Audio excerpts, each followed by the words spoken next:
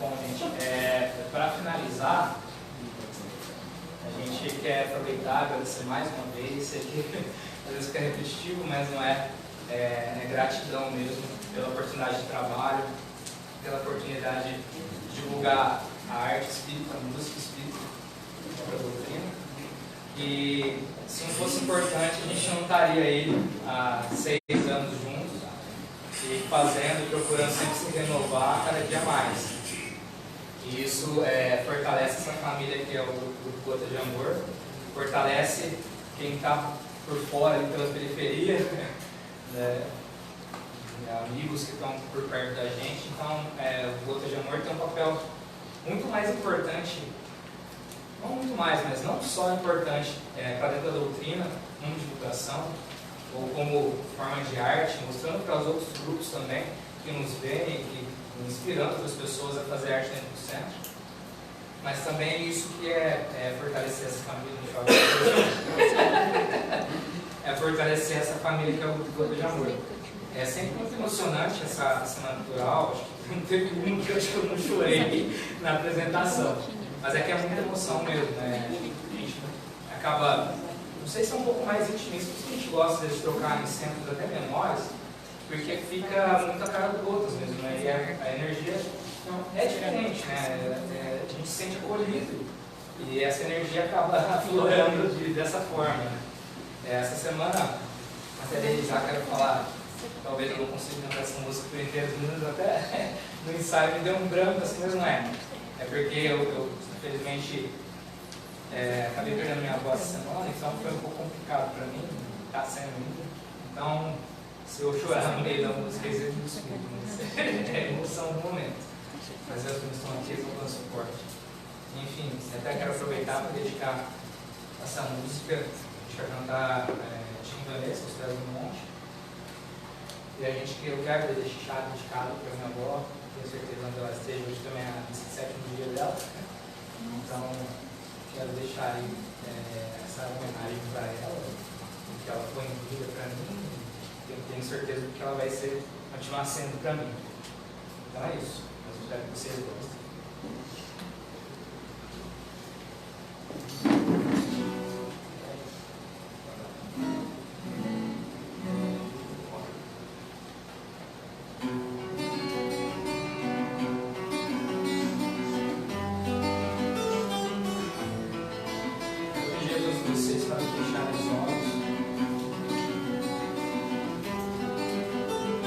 Deus, imaginar o Mestre amado, Jesus Cristo. E a semana do Espírita é momento de mentalizar a mente que vive, é momento de mentalizar a família, é momento de mentalizar o amor, todas as pessoas presentes para mim.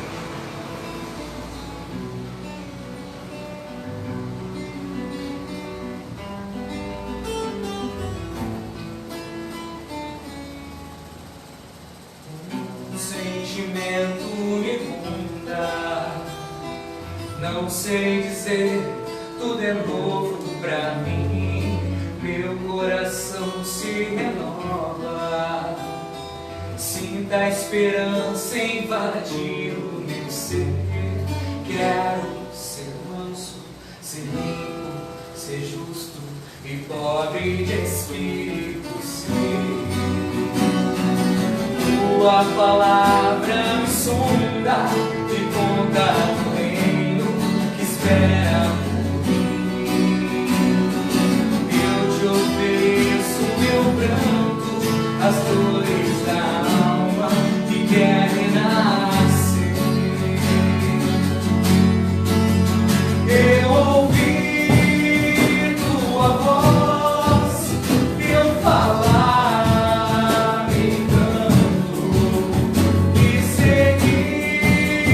Caminhar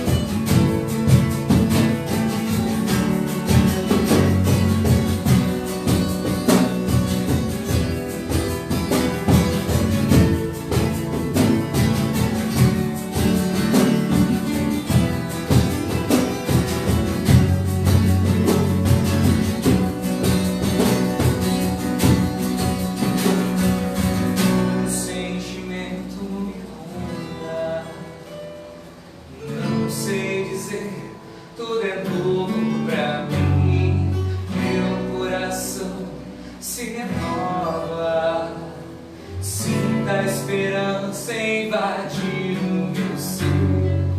Quero ser manso, ser limpo, ser justo e pobre de Espírito Santo. Tua palavra me sonda, encontra o reino que espera por mim. Eu te ofereço meu pranto, as dores da alma que querem nascer. Eu ouvi tua voz, teu falar me canto, e seguir, caminhar e saber pra onde eu vou. Eis-me aqui, guiando.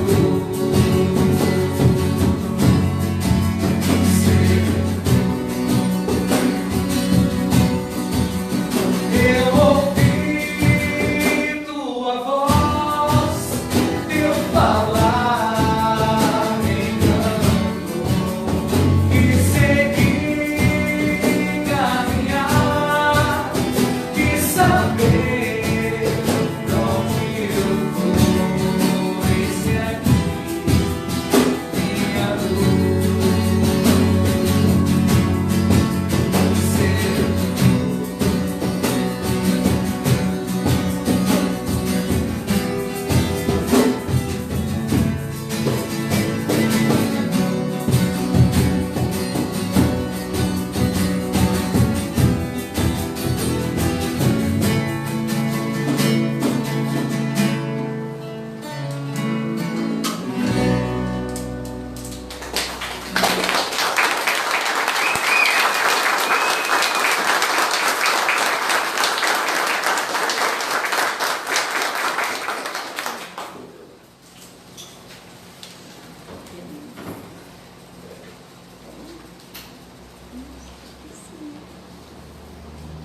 Enquanto os meninos desmontam aqui, é importante a gente lembrar que a Semana Cultural ela envolve 150 trabalhadores, é uma coisa impressionante. Ontem tinha 30 lá, né, o pessoal de Viradouro, fiquei tão feliz, vocês tinham avisado aqui, eu fiquei muito feliz quando vi o pessoal de Viradouro lá na montagem da feira, na colocação de preço dos livros, aí tem as palestras. Nós teremos grupos que virão de Ribeirão Preto, de Catanduva, os palestrantes de toda a região, né? Então é muito bom. Os meninos são a menina dos olhos da Mocidade Espírita, né? O Léo é o presidente da Mocidade Espírita de Bebedouro. A Mocidade Espírita de Bebedouro é a mais velha do mundo, né? A primeira Mocidade Espírita que está em atividade até hoje, de 20 de maio de 1931. E sempre teve na sua história, na longa história da mocidade, a arte, né? Corais, grupos de teatro, grupos de música, que é uma forma de divulgar a doutrina espírita, tocando o sentimento das pessoas, né? Mas, tirando a gratidão que é enorme, a amizade, assim, o Marcos eu conheci quando chegou na mocidade, os outros eu conheci desde que nasceu praticamente, desde pequenininho, né? Então a gente fica feliz de vê-los. 15 anos, no seu caso, né? O Vitinho faz 17 já. Pois é. Muito bom nós estarmos aqui reunidos, né, para uma noite de arte e aprendizado, que já começou com os meninos e vai continuar com o André. O André é sobreiro. A gente gosta de apresentar os palestrantes com poucas palavras, né? E é assim que a gente vai fazer com o André. O André é um amigo da cidade de Severina, mas um amigo especial em tempos que a doutrina espírita às vezes é muito mal interpretada por falta de estudo, né? O André é daqueles amigos que estudam e tem uma fidelidade doutrinária muito importante para a divulgação da mensagem espírita cristã. Então, vamos ouvir.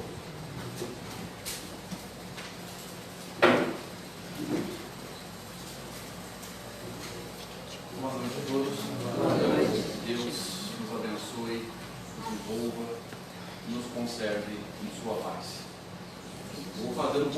que eu me esqueço. Pediram para te homenagear. Diz que é teu aniversário hoje, né? Pediram. Eu falei, se eu precisar deixar para o final, eu vou me empolgar com o tempo e vou esquecer. Deus te abençoe e te proteja. Seja muito abençoado e continue trabalhando. Quem ceder para a gente cantar parabéns. Eu já fiz agora, eu não vou lembrar no final. Alguém aí sabe. Então, queria agradecer muito o convite para poder retornar a Viradouro depois de alguns anos, para rever tantos amigos, tantos corações que vibram em uníssono com o nosso, né? Para encontrar os meninos do Bodas, que para mim, pelo menos, é uma grande alegria encontrar vocês sempre, e compartilhar essas abençoadas reflexões que a doutrina espírita nos tem ofertado e que tanto tem fortalecido a nossa caminhada e tanta paz tem trazido ao nosso coração. Então, bendita a doutrina espírita que nos reúne hoje, apesar de todas as dificuldades, da chuva, etc, etc. Como nós sabemos, o Livro dos Espíritos foi dividido por Allan Kardec didaticamente em 4 partes. Ele chamou de livro 1, livro 2, livro 3 e livro 4. Com alguma frequência, nós nos surpreendemos chamando de primeira, segunda, terceira e quarta parte, o que não é um grande problema. A questão agora é entender. Será que entre essas 4 partes, a ordem que Allan Kardec usou, existe uma lógica? Ou será que o codificador lançou essas partes ao acaso? Para nós podermos responder essa pergunta com segurança, nós precisaríamos discutir, ainda que brevemente, porque só esse tema daria, talvez não uma palestra, mas um seminário longo, quem é Allan Kardec? Quem é o senhor Hippolyte Léon Denis Arnevaille? Porque nós sabemos que Allan Kardec é um personagem que nasce em 18 de abril de 1857, mas em 3 de outubro de 1804 nasce, ou reencarna, Hippolyte Léon Denis Arnevaille. Como nós sabemos, era um grande pedagogo, formado inclusive por Pestalozzi, um dos maiores pedagogos da história desse planeta. Embora nós tenhamos que tocar nesse assunto muito superficialmente, porque existe uma falha nos biógrafos, que os pesquisadores já descobriram que ali, infelizmente, existe um erro. Só para a gente entender, quantas vezes você já viu biógrafos ou até espíritos escrevendo pelas mãos de médicos se referindo a Kardec como o mestre de Lyon? Alguém já viu? Lembra de ter lido isso? Inúmeras vezes, né? Ele escreve assim na revista Espírita, Kardec: nunca morei em Lyon. E agora? Tem até um contexto bonito. Ele foi acusado por um sacerdote católico.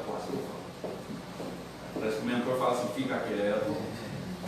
Por um sacerdote da igreja romana, de enriquecer com a venda de livros espíritas. Ele foi acusado, o padre Chico. Ô língua, vagabundo. Ele foi acusado de. O sacerdote escreveu mais ou menos assim: eu o conheci em Lyon quando criança, pobre, hoje ele está rico com os livros espíritas. Ele responde a essa acusação na revista Espírita dizendo assim: nunca morei em Lyon. E agora? Aí os pesquisadores se debruçaram sobre o tema. Vamos saber que história é essa. Morou ou morou em Lyon? Lyon era uma cidade de banhos termais, mais ou menos na nossa, não tão próximo de nós, mas nós temos o exemplo de Poços de Caldas. Banhos terapêuticos. E Allan Kardec, a mãe de Allan Kardec se dirige a Poços de Caldas para banhos terapêuticos. Ele nasce lá, mas nunca morou lá. Ele volta para a cidade dele logo depois do parto. E a cidade é na França também, chamada Bourg-en-Bresse. Nunca morou em Lyon. Depois de Bourg-en-Bresse, Kardec vai para a Suíça, para Yverdun, para conviver e aprender pedagogia do Pestalozzi. Então nós estamos lidando com um grande pedagogo, na época com livros publicados na França de grande vendagem. E a humildade dele foi tanta que ele muda de nome, assume um pseudônimo, todos nós o conhecemos como Allan Kardec, para não misturar a obra pedagógica com a obra espírita, para que ninguém que gostasse do trabalho dele, da pedagogia, se sentisse na obrigação de comprar livro espírita. É a humildade e a sabedoria de um espírito iluminadíssimo. Os pesquisadores se debruçaram, isso vai ser importante para a gente entender a lógica das 4 partes.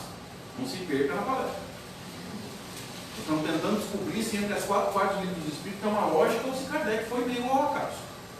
Os pesquisadores se debruçaram sobre os livros espíritas na ordem em que eles foram publicados, pesquisando para ver se ali tem um desenvolvimento lógico correto ou se ali Kardec escorregou em alguma coisa. Então, o primeiro livro que Kardec publicou, vamos começar a participar. Qual foi mesmo? Livro dos Espíritos. Em que ano? 1857. O mesmo livro que nós temos em mãos hoje? Sim ou não? Não. O Livro dos Espíritos, publicado em 1857, tinha 501 itens. Ou seja, menos da metade do livro de hoje. E muitas informações ali são completamente diferentes da edição que nós temos em mãos. Quando a gente fala isso em palestra espírita, tem gente que dá um nó na cabeça. Como que os espíritos responderam de um jeito em 1857 e outro jeito na segunda edição que nós vamos citar depois? Poucas pessoas entenderam que o Livro dos Espíritos não é apenas um livro de diálogo de Kardec com os espíritos, Kardec perguntando, os espíritos respondendo. Muitas perguntas do Livro dos Espíritos foram construções de Allan Kardec. De pegar trecho de ditado espontâneo, criar uma pergunta e colocar dentro de um contexto. Só para a gente poder entender. O que é um ditado espontâneo? Alguém sabe me ajudar? Cada vez, não entendo. Uma nota? Uma informação. Ditado espontâneo, ó, vamos pegar pelo termo espontâneo. Espontâneo significa o quê? Você não evocou o espírito, e Kardec trabalhava com evocações, então ele deixa claro que é um ditado espontâneo. Ou seja, eu não evoquei. Não há evocação e não há perguntas. Escreve quem tiver permissão sobre o que ele quiser. Então, trechos de ditados espontâneos viraram resposta do Livro dos Espíritos. Para a gente desconstruir, que é bem a síntese do nosso bate-papo de hoje, essa imagem de Allan Kardec sentado atrás de uma mesa em segurança, fazendo pergunta para espírito, esperando resposta. Esse homem foi um grande pesquisador. E chegava a viajar para outras cidades na França para saber como é que estava o movimento espírita naquelas cidades. Nós estamos lidando com um espírito elevadíssimo. Então vamos lá, 1857, Livro dos Espíritos, numa versão bastante diferente da que nós temos em mãos. 1858, que Kardec publicou. Quem não é? Boa, vai, desencarnado agora. Os médicos. Ele lança a Revista Espírita, que era mensal. Então, janeiro, fevereiro, mensal. Se você comprar a Revista Espírita de qualquer ano, você vai comprar o ano todo num volume grande, mas era mensal. Mais uma obra chamada Instruções Práticas sobre as Manifestações Espíritas. Quer ver como que é triste isso? Quem já ouviu falar desse livro, levante a mão, por favor. Instruções Práticas sobre as Manifestações O Edmir não conta.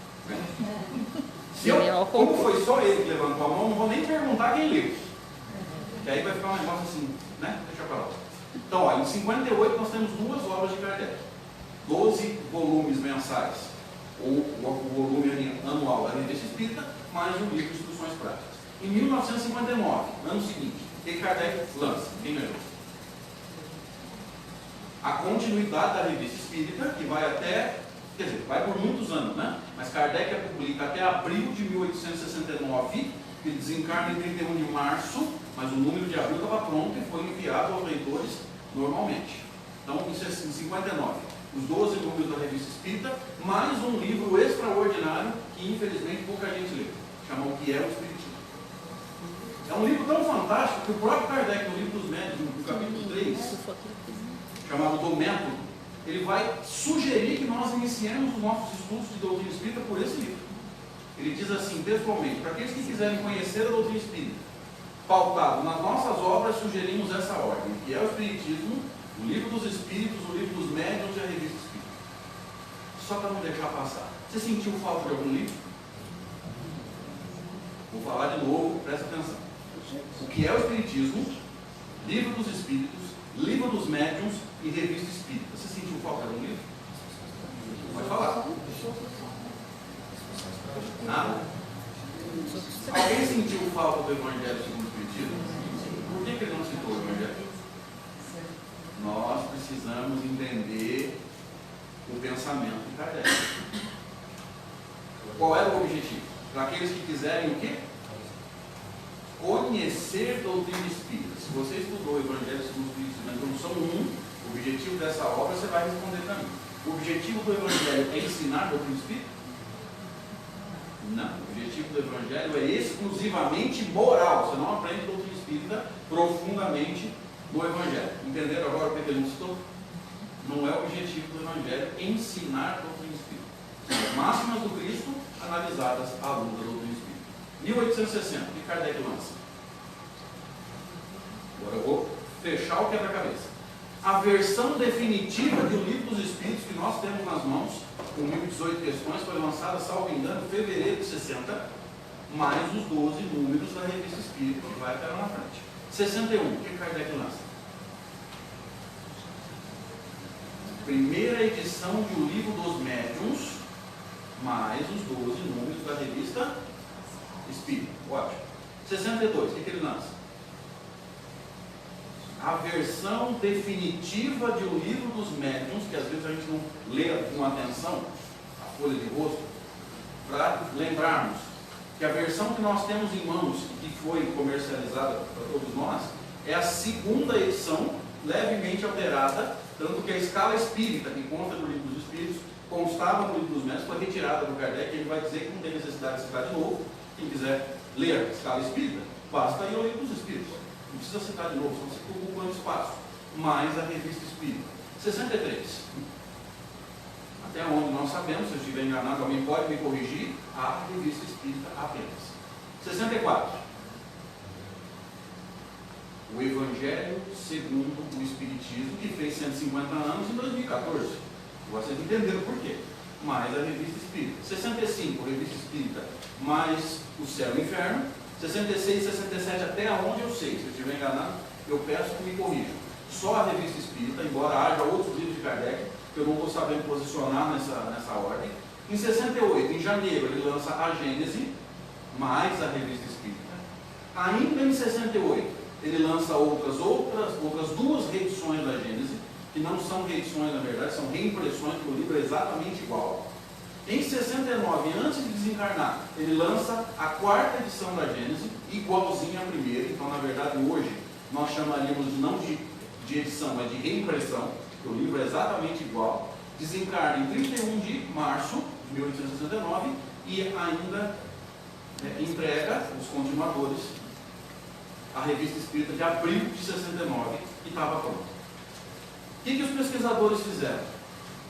E um deles é o cara que eu mais admiro hoje, para mim, o cara que mais conhece de doutrina espírita nesse planeta, chamado Cosme Max.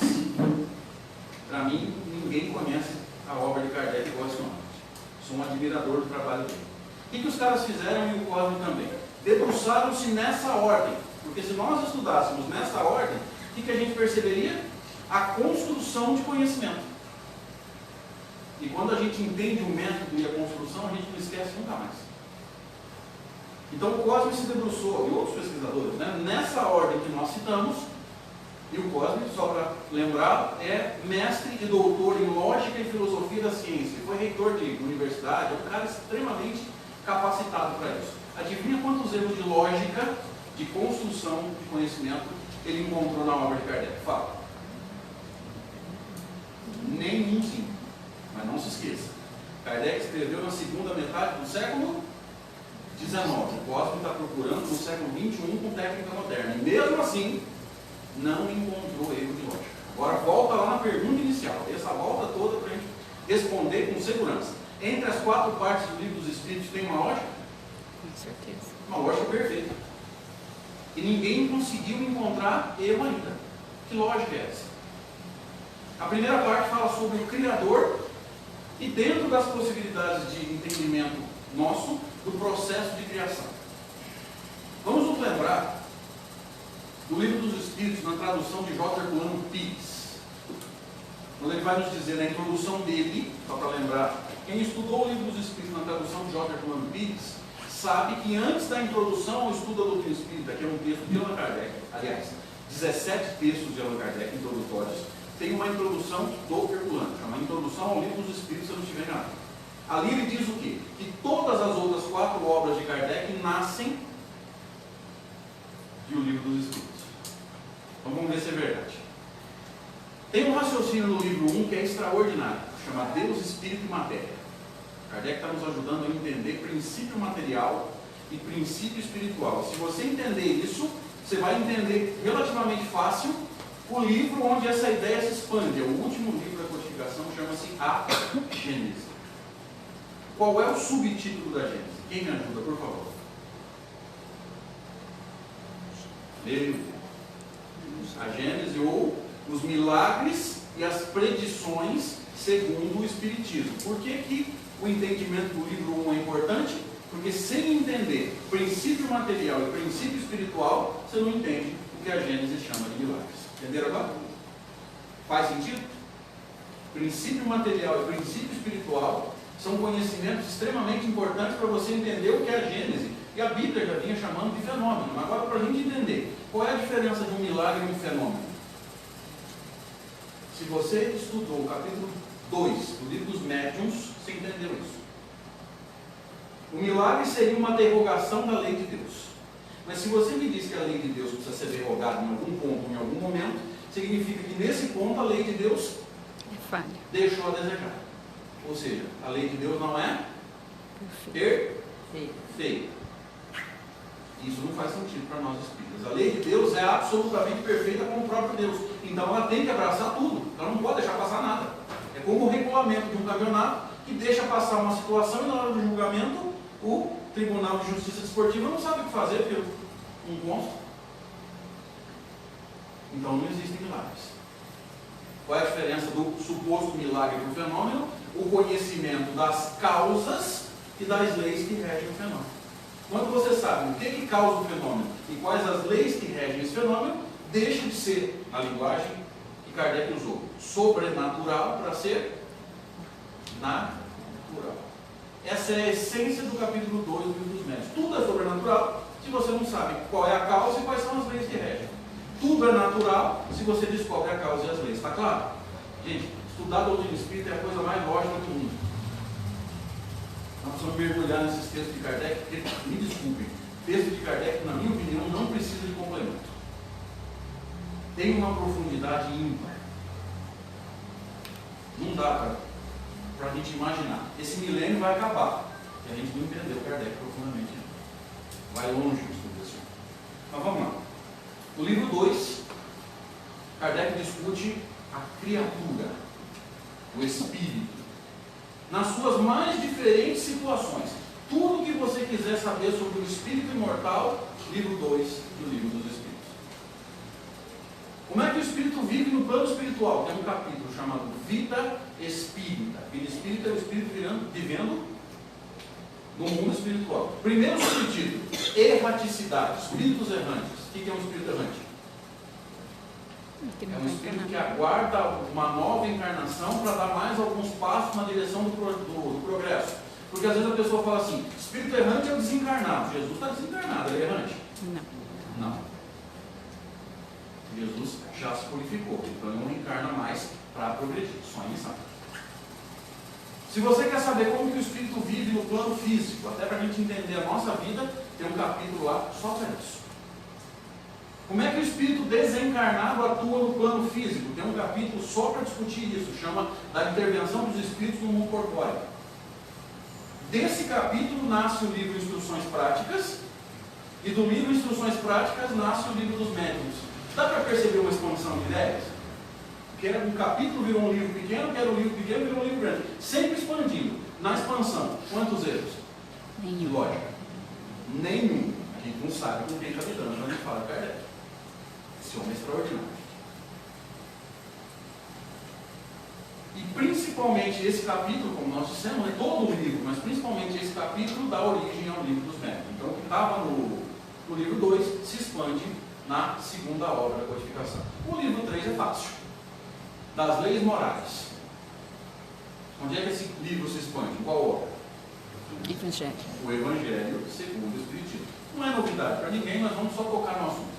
Dos 28 capítulos do Evangelho segundo o Espiritismo, 24 têm o mesmo comportamento. É padrão.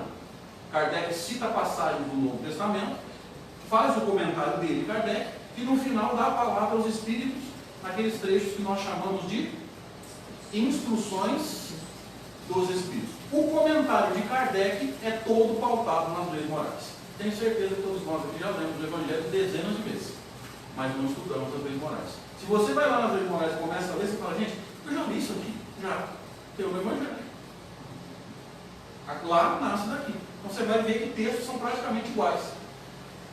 Por quê? Porque as leis morais são a essência do Evangelho segundo o Espiritismo. E o livro 4, chamado Das Esperanças e Consolações, se expandiu na quarta obra, onde Kardec vai discutir mais profundamente a justiça divina. Nós conhecemos como o céu e o inferno. Então vamos ver a lógica? Primeira parte, o livro 1, Criador. Livro 2, Criatura. Livro 3, as leis que a criatura precisa viver para ser feliz. Livro 4, as consequências de vivermos ou não essas leis. Tem uma lógica ou não? E relativamente simples, né? Mas a gente tem que se debruçar sobre ela.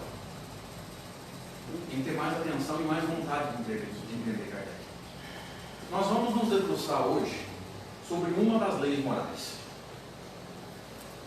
O livro 3 tem 12 capítulos. Um capítulo introdutório, 10 leis morais, um capítulo de síntese. Kardec chamou de a perfeição moral. O 6º capítulo, Kardec chamou de lei de destruição. É sobre ela que nós queremos conversar na noite de hoje. Vocês estão com pressa? Vou começar a falar isso agora. O que eu falei até aqui é para a gente entender um pouquinho de Kardec. Eu espero que vocês saiam daqui curiosos para aprofundar os textos desse homem. Eu já estou. Agora eu começo a falar. Quando eu falei lei de destruição, o que veio na tua cabeça? Pode falar, gente. Não vou reprovar, não vou dar nota. Fala. Destruição, o que veio na tua mente? Guerra. O que mais? Alguém lembrou? Droga. Alguém lembrou de terremoto? Sim. Tsunami? Fogo. Sei lá, um avião que cai. Se você estiver mais ou menos no meu nível evolutivo, falando de destruição, a nossa mente só pende para isso. Destruição física e catástrofe. Mas é só isso. Transição planetária? Pode ser, tá? Está conectado os temas, né? Vamos entender isso, porque todos nós aqui citamos destruição física, mas em termos espirituais, não acontece nada. Será que existe destruição no sentido espiritual? Talvez você esteja pensando assim, mas André, o espírito é imortal, como é que vai destruir? Vocês vão entender. A primeira questão é a 728. Primeira questão no capítulo 6, chamado Lei de Destruição. E os espíritos, Kardec pergunta assim aos espíritos: é lei da natureza a destruição? Eu gosto muito de um comentário do Raul Teixeira. Esse comentário foi feito em dezembro de 2007, 2007 a 2008, 2007, em Rio Preto. Infelizmente eu não pude estar presente na palestra. O Raul falou assim: nós não sabemos definir o que é mais bonito no livro dos Espíritos.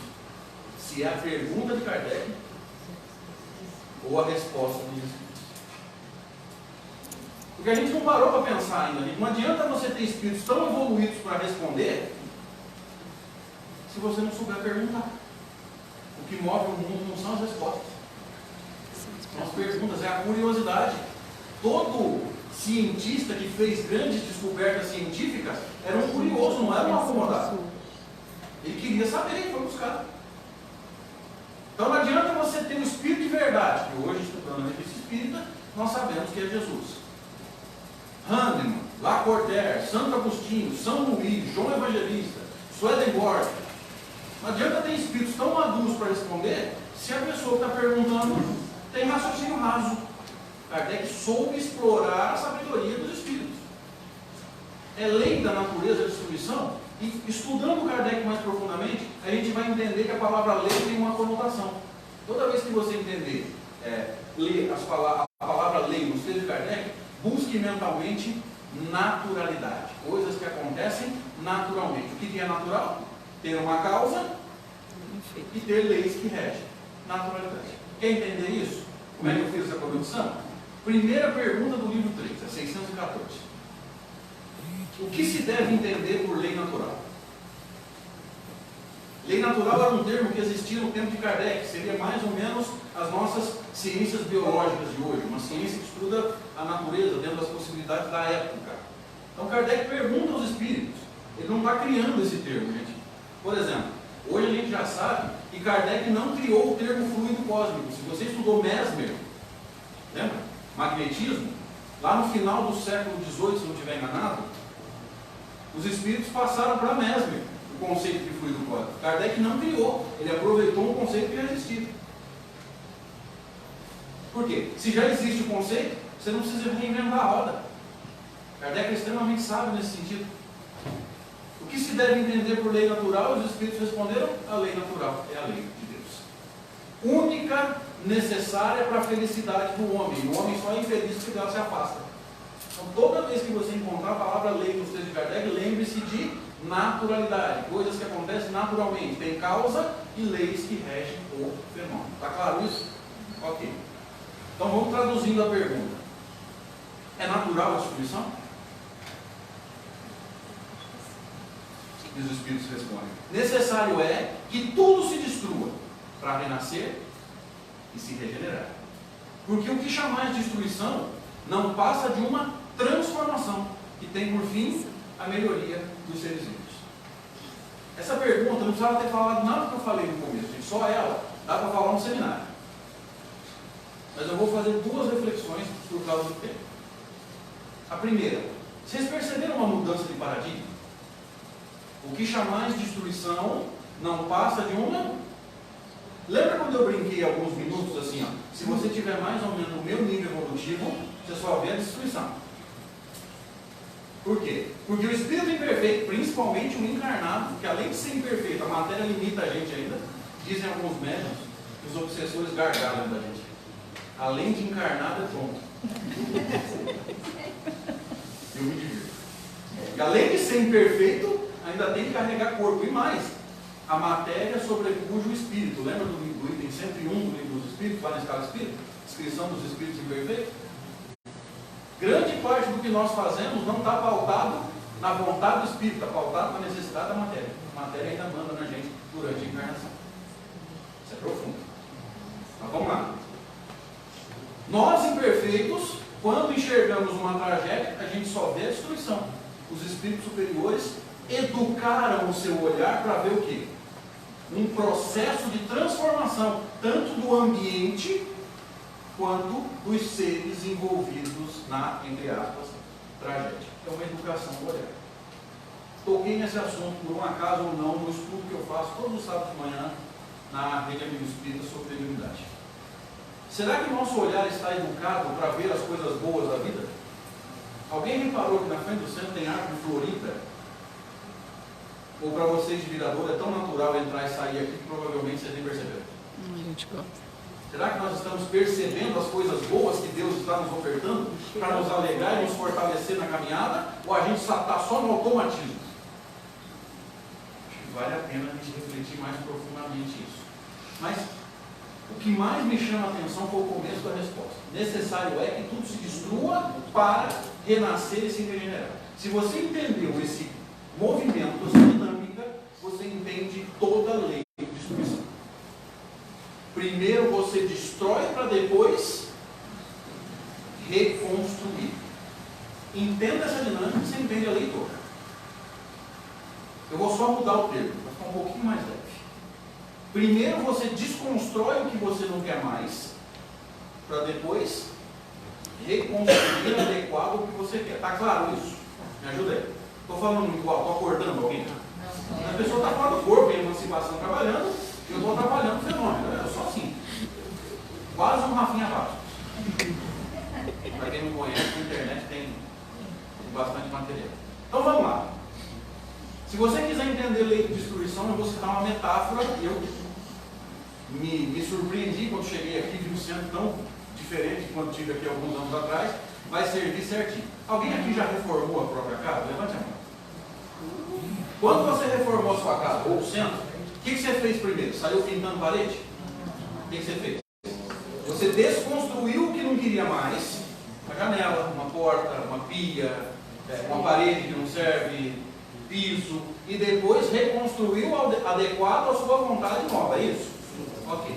Essa é a dinâmica, esse é o movimento da lei de destruição. Você desconstrói o que não serve para reconstruir adequado a uma nova realidade. Por que eu não gosto do termo destruição? Porque dá a impressão que você chegou na tua casa, não quer mais nada, bota uma dinamite, destrói tudo e começa do zero. Jesus faz isso?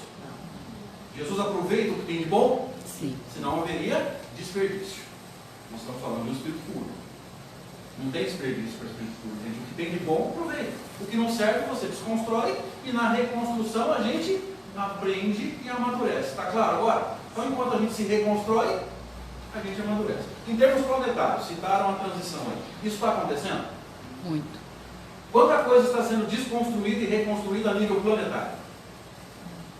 Vou pegar leve, porque planetário interessa para a gente, mas nem tanto. Eu vejo os espíritos falando assim, eu estou preocupado com a transição planetária. Eu pergunto assim, didática, mas, né, de forma assim, didática, mas dando aquela cutucada. O que você pode fazer pela transição planetária? Você é Cristo? Você é governador planetário? Não. O que você pode fazer? O que nós podemos fazer pela transição planetária? As nossas tarefas. O meu raio de ação. Quanto melhor eu fizer o meu raio de ação, mais eu contribuo para a transição. A transição é responsabilidade de um governador planetário. Eu não dou conta. Se você dá, eu tenho inveja de você. Jesus está lá para isso. Fica tranquilo. Transição do planeta não é responsabilidade nossa. A nossa responsabilidade frente à transição é o quê? As nossas tarefas, os nossos compromissos encarnatórios, sintetizando a ideia do nosso raio de ação. Só. Se a gente entrega 100% do nosso raio de ação, nós estamos contribuindo para a transição do planeta. Está claro? Então vamos lá. Volta lá atrás. Quantos impérios caíram? Vou chutar abaixo, de 30 anos para cá. Não é império igual ao Império Romano, isso não existe mais, claro. Mas quantas, por exemplo, multinacionais que davam as cartas do planeta e hoje estão cambaleando? Quantos ditadores caíram de 30 anos para cá? Não sei se avisaram vocês, mas o muro de Berlim não existe mais. Salvo engano, 89, 90, não lembro exatamente. Resquício de Segunda Guerra. Alguém avisou vocês que Saddam Hussein morreu? Era um ditador. Mantinha lá tudo sob controle do jeitinho dele. Arrumava briga com todo mundo. Muito embora tenha sido aplicado tanto sobre ele quanto Osama Bin Laden, a tal da pena de morte. E nós espíritos precisamos desconstruir isso urgentemente. Porque se você estuda a doutrina espírita, você sabe que o espírito é imortal. A morte não faz ninguém santo. Ou seja, o que Saddam Hussein deixou de fazer no plano físico para fazer no plano espiritual? As mesmas coisas. E enquanto ele está encarnado, você bota numa cadeia, você tranca bem a janela da sua casa, você bota uma cerca elétrica, enfim, você está razoavelmente seguro. Estando eles desencarnados, o que te mantém seguro? Bem simples. Moralidade. Mas para você dizer para mim que a tua casa está 100% segura, você vai ter que me dizer que tem, sei lá, 3, 4, 5 pessoas lá, e os 5 são moralmente. É uma moralidade ilibada. Quem consegue, levante a mão. Vou fazer diferente. Quem consegue, permaneça sentado. Ótimo. Só tem 2 em pé. E um vocês não estão vendo. Vocês vão virar para cá. Olha só.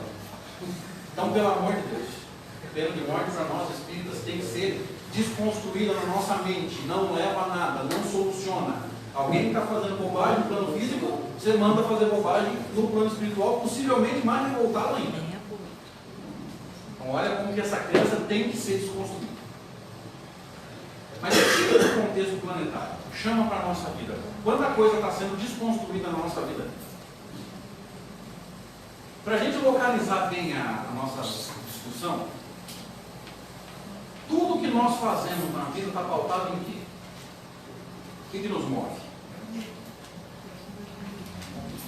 Tudo que nós fazemos na vida está pautado nas nossas crenças, nos nossos valores morais e nos nossos objetivos de vida.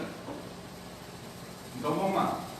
Quantas crenças o conhecimento espírita te ajudou a desconstruir? Vou dar um exemplo? Superficial. E que serve para, no mínimo, 90% de nós aqui. Céu e inferno. Ou seja, sofrimento eterno, que nós desconstruímos rapidinho, que ninguém quer. Mas eu espero que nós tenhamos desconstruído a ociosidade eterna também. Porque céu, a gente ainda sonha lá no fundo, né? No inconsciente, a gente não quer sofrer eternamente. Mas se pudesse ficar por toda a eternidade, cantando hosanas a Deus, olha que coisa útil. Tem gente passando fome na África e você querendo cantar hosanas. Olha só. Nas almofadas. Tem, nas almofadas. É, mas lá é nuvem, né? Então, é macio. Nem precisa de almofada. Outra. Eu quero crer do fundo do coração que nós estejamos em pleno movimento de desconstrução do Deus vingativo. daquele Deus bravo que a gente veio trazendo na mente por quanto tempo? Quantas encarnações? Porque ensinaram para a gente assim.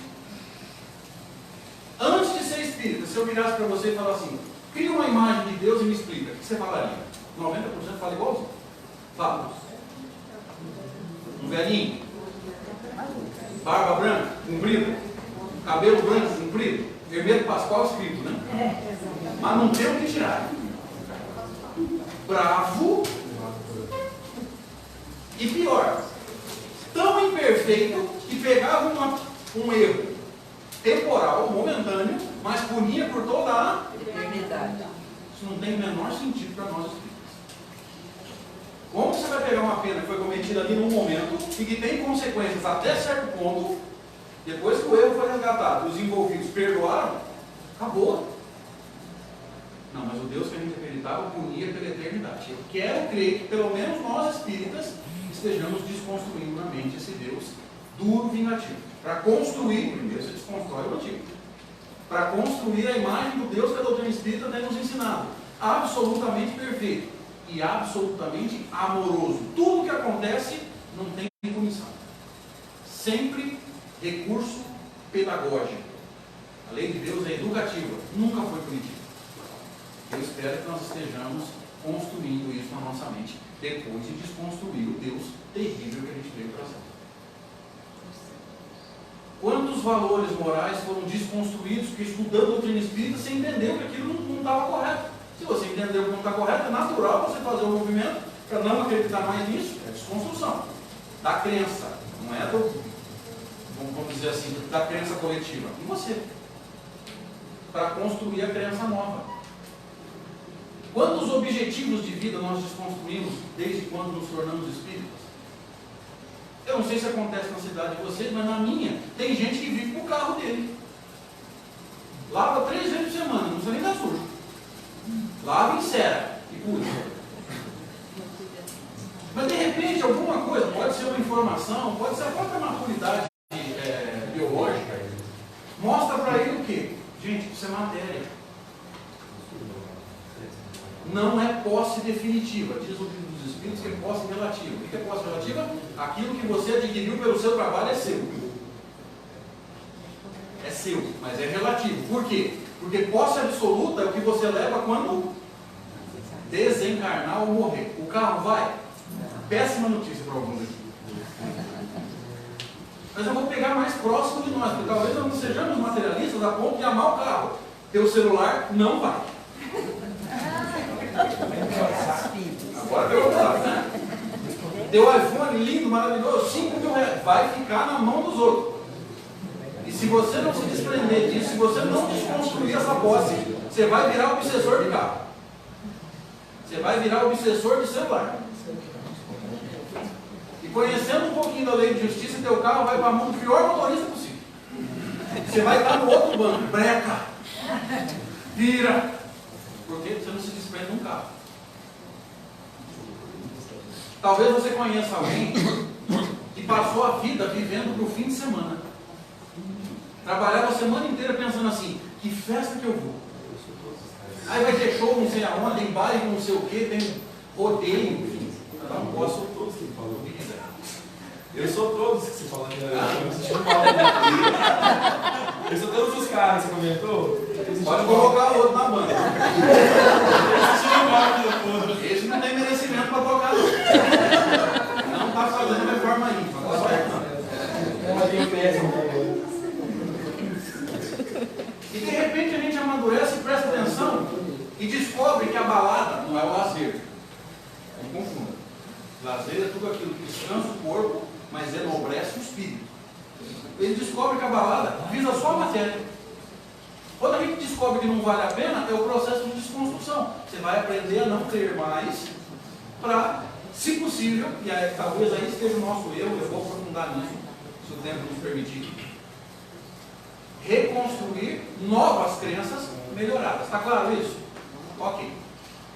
Então, ficou claro para a gente que é necessário desconstruir crenças, valores e objetivos pautados só na matéria, porque não edifica o espírito imortal, para reconstruir novas crenças, novos valores, mais pautados em quê?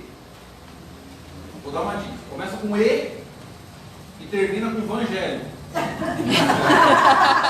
vai sair nada. Me ajuda agora. Pautados em quê? Evangelho. Agora foi. Dá com dica, vai.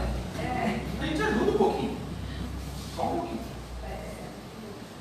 Mas se nós entramos no nosso momento de desconstrução e talvez não tenhamos construído novas crenças, novos valores, novos objetivos, talvez alguns aqui vão se identificar com o que eu estou falando. Levante a mão, por favor, se você tem alguns momentos em que você se sente completamente perdido na encarnação. Olha só. Se não levantar a mão, eu vou fingir que eu me... Embora eu não queira julgar ninguém, não tem nada para ver. Gente, com todo o conhecimento espírita que nós temos, com os trabalhos no bem que nós fazemos, cada um faz aqui do seu jeito, dentro da sua capacidade. Talvez não seja na casa espírita, mas talvez você seja bondoso, como um idoso, enfim, tem N maneiras de fazer o bem. Com todo o bem que a gente já consegue fazer e com todo o conhecimento espírita, a gente ainda se sente perdido? Por quê? Agora vocês entenderam. Porque nós desconstruímos o que nos movia. Ou seja, você tinha meta, você tinha um caminho definido. Agora você não tem mais. Então você olha e fala assim, aonde eu estou não está bom. Mas se você não construiu novos objetivos, você fala assim, para onde eu vou? Não sei, tem 4, 5, 10 caminhos, você não consegue se definir. Você não sai do lugar. Deu para entender o raciocínio? Alguém aqui de vez em quando sente meio que um vazio existencial? Levante a mão. Todo o conhecimento que nós temos, agora você entendeu por quê. Desconstrução de crenças, valores, objetivos e a ausência, ou nós estamos muito no comecinho de novas crenças, valores e objetivos pautados no quê? Tem que dar dica de novo? No Evangelho. No Evangelho, na vez moral, na moralidade. Cada vez menos para o corpo, embora não dá para abandonar, você está encarnado, e cada vez mais para o espírito imortal. Mas vamos aprofundar mais um pouquinho. Nesses momentos em que a gente se sente perdido, pensando assim, meu Deus, o que eu vim fazer nessa encarnação? E principalmente isso acontece não só nos momentos em que a gente percebe que desconstruiu e não construiu novos objetivos, mas na hora que a dor bate na nossa porta. Nós corremos risco de depressão nesses momentos, sim ou não? Sim. Pensa bem. Alguém aqui acha que está completamente imune à depressão? Veja bem, depressão não é apenas uma pessoa jogada em cima de uma cama, sem comer, sem dormir, sem escovar os dentes, sem tomar banho, não é só isso não. O depressivo é uma pessoa que, em geral, está cheio de conflitos. Ele fala, vou por aqui, ele mesmo volta à frente. Ah, mas e se eu for por aqui e não der certo, ele mesmo coloca obstáculos. E mais, o depressivo é uma pessoa que, em geral, ele está com a energia agressiva zerada. O que é energia agressiva? É para voar na garganta dos outros? Receber o espírito do Anderson Silva, do EPNA? Não, energia agressiva é energia de atitude. Está tão conflitado que a pessoa olha e fala, eu preciso tomar uma atitude, mas não consegue. Energia agressiva zerada. Repito, para ficar claro. Não é energia de agressividade, bater nos outros. É a energia de um pouquinho faz bem. Nós chamamos de impulsividade. Se você acordou cedo, opa, hoje tem palestra, semana espírita de bebedouro, eu vou lá arrumar o centro. Arruma as cadeiras, tira a poeira, isso é energia agressiva, você tomou uma atitude. E quantas vezes a gente fica travado no mesmo lugar pensando, eu tenho 3 opções, eu não consigo decidir qual das 3. Porque fica assim, essa tem essa vantagem e uma desvantagem. Essa tem outras, tem. E entre as 3 você não coloca na balança. E tem hora que a gente só precisa dar o primeiro passo. Vou fazer um comentário aqui que eu não costumo fazer. Qual é o slogan da Nike? Aquela marca de tênis? Just do it. O que significa? Apenas faça. Apenas faça. Não precisa fazer extraordinariamente bem feito. O que significa apenas faça? Dá o primeiro passo. Ó, uma marca que nós combatemos, que fala que é materialismo, coisa de marca, está dando uma lição para a gente faz décadas, a gente não percebeu. Apenas faça. Dá o primeiro passo. Estou falando meio de coaching aqui, mas não deixa de ser. Dá o primeiro passo, começa. Depois que pegar embalo, você vai ajustando o processo. Mas a pessoa depressiva não consegue dar o primeiro passo. A energia agressiva dela está zerada. Ela sabe que precisa tomar uma atitude, mas não consegue. Olha só. Então agora nós entendemos por que isso acontece com a gente, momentos de se sentir perdido. Se você está passando por essa fase, alegre-se. Pior seria se você estivesse lá atrás, fazendo coisas erradas e achando que estava certo. Ou seja, você já amadureceu. E amadurecer espiritualmente, ó, péssima notícia, não é fácil. Envolve dor, envolve sofrimento, envolve desconstrução. Me ajuda agora. Enquanto os caras estão quebrando parede na reforma da tua casa, arrancando janela, é agradável? É gente estranha, é sujeira, não é?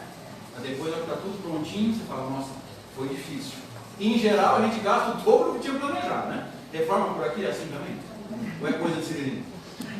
Mas você olha e fala o quê? Valeu a pena. Então vale a pena enfrentar o processo de transformação. Dói. Mas vale a pena. Porque a maioria de nós, espíritas, já entendeu que a caminhada evolutiva é extremamente longa. Então, me permitam uma brincadeira. A gente está parecendo um corredor de maratona que chegou na linha de chegada, olhou para frente e falou, 42 quilômetros? Não vou não. Ele tem direito de fazer isso? É justamente porque a gente olha e fala assim, mas Jesus, um espírito puro. A gente pega até metas mais próximas, né? Chico Xavier, um espírito tão maduro. Está tão longe de mim em termos evolutivos. É por isso que a gente cruza os braços, fica esperando as situações resolverem, ou as soluções aparecerem. Eu gosto muito de uma colocação de um palestrante, eu não me lembro o nome dele, que ele fala que a gente deveria ser menos reativo e mais proativo. Proativo é quem toma atitude e faz. O reativo é quem fica esperando a vida mostrar. E quando a vida não faz o que a gente quer, a gente reclama. E bota a culpa em quem? No político. A pessoa vem não sei se aqui é assim, vem na casa espírita, não absorve nada, porque não fez reforma íntima e fala que o centro é fraco. Aqui é assim também. O passista é fraco. Vocês já repararam que a culpa nunca é nossa? Esse é o reativo, ele fica esperando a vida fazer, e a vida não faz. Nunca fez e nem vai fazer. E aí a gente bota a culpa em todo mundo, mas nunca chama para nós mesmos a responsabilidade. Então agora, com o estudo da lei de destruição e com o nosso singelo bate-papo aqui, a gente vai pegar um processo natural, mas inconsciente. Quer ver? Quantas vezes você já pensou assim, nossa, eu gostava tanto daquela música, gostava tanto daquela pessoa, gostava tanto de ir naquele lugar, não gosto mais. Já aconteceu com vocês? Ó, a desconstrução, às vezes, é um processo inconsciente. Só que agora você vai pegar a rédea do processo para você.